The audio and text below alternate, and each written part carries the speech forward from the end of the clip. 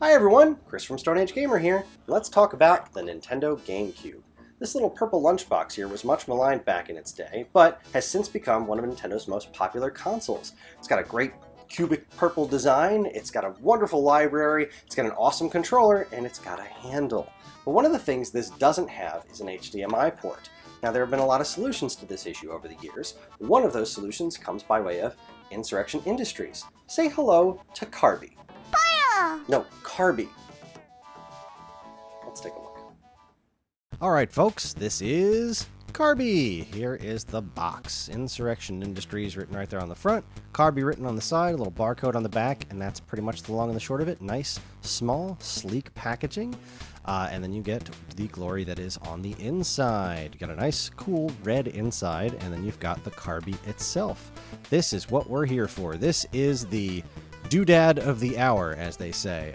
This plugs into the back of your GameCube. You've got your HDMI port here, and that's pretty much it. So let's see what else is in this box. Take this spacer out, got this other little spacer here, and you've got the remote.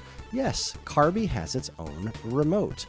This does a number of things, and we'll go over that in a little bit more detail in a minute, but just the basics here. It's a nice, simple remote with replaceable batteries, a handful of buttons on it, different things for your presets here, menu navigation, bringing up the menu, exiting the menu. It's all fairly self-explanatory.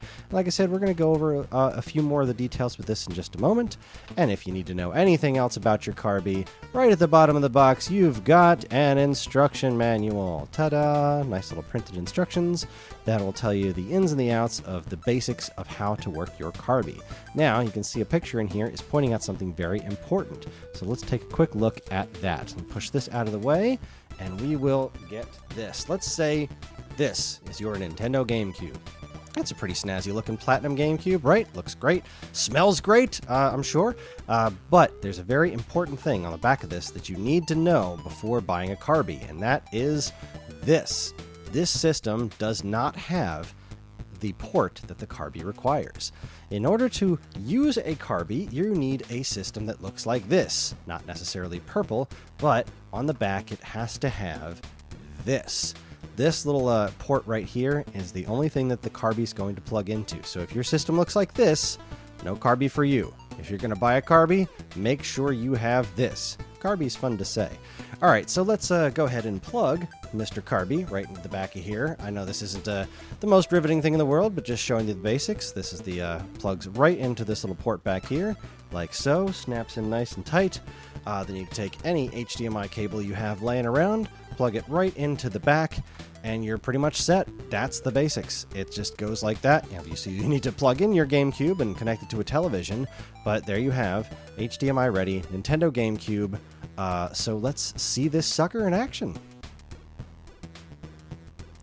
Okay, so before we get to any actual gameplay, I thought it would be cool to show off what this guy does. This is the remote that comes with the Carby. And if you go to the GameCube's menu here, like if you don't have a game put in it, or if you just turn it on with the lid open, you can use this to press the OK button, and it will bring up the Carby's own little internal menu here. And as you can see, it's got a ton of customizable options, so you can make this look more or less however you want it to look. So if you want it to be super crystal clean, or if you want it to look more like a CRT in some way, shape, or form, you can go nuts with this thing. There's a ton of different options here, and that's a lot of fun. So let's get to some gameplay. All right, so we're playing some Metroid Prime here on the Carby, and it's looking pretty snazzy, gotta say. It looks quite nice on the TV there. There's no noticeable button lag. Like, here I am pressing the buttons, and everything's just kind of doing what it's supposed to do. I'm still playing a first-person shooter with a single analog stick. Thank you, GameCube. But Metroid Prime is one of the prettier GameCube games out there, and I thought it was a really nice test for the way this thing looks. And I don't know, I think it looks pretty darn good to me. So I guess the next question is, how does the Carby handle this, the Game Boy player? Let's find out. All right, so as you can see, we have some, oh, look at that. That was not a money bag. This is some Castlevania Aria of Sorrow here, running on the Game Boy player. You can see my GameCube is a good inch or so taller than it was a second ago. And here I am, just, pushing the buttons. Doesn't have any noticeable button lag. It looks good. It feels good. It totally functions. Looks like it's got no problems at all with Game Boy Player and Carby. Nice, good way to play your Game Boy Advance games on the television. Carby from Would you get out of here? Carby from Insurrection Industries is available now at StoneAgeGamer.com. Thanks for watching, everybody. If you liked what you saw here today, please comment, like, and subscribe. Let us know what your favorite GameCubes are. Let us know how much you love Carby. Or heck, let us know how much you love Kirby. Talk to you next time. Thanks for watching, everybody. On behalf of all of us at Stone Age Gamer, keep playing games.